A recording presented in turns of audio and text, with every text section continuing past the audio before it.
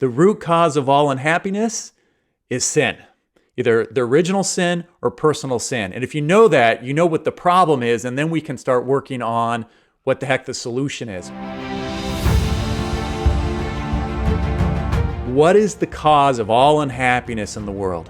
So if you think about that for a moment, like is it illness? Is it poverty? Is it like politics? Is it natural disasters, war?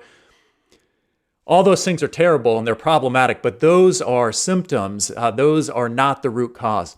The root cause of all unhappiness is sin, either the original sin or personal sin. And if you know that, you know what the problem is, and then we can start working on what the heck the solution is.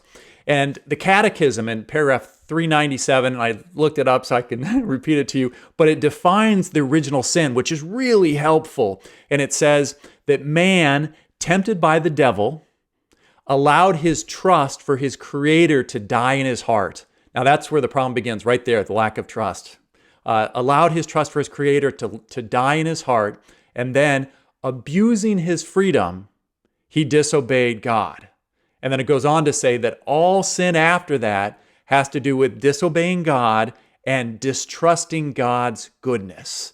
So it's always preceded, every sin is preceded by distrusting God, and then you get disobedience, which is the actual sin itself. Okay, so sin is the problem. So a couple of different definitions of sin, so we got an idea of what we're dealing with. One definition is that sin is missing the mark, like you're shooting for something that appears good, but you're missing it. You're not getting the greatest good that you should be going for.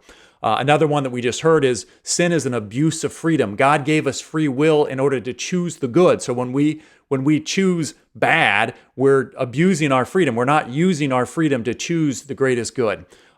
One more definition is that sin is a failure to love. This is my favorite definition of sin because it really gets at the essence. Like we're made by love and for love. We're made by God who is love for love. And so when we fail to love, that's sin. Sin is a failure to love. It's not seeking the greatest good. And lastly, this definition of sin is really insightful, and it'll make sense here in a moment.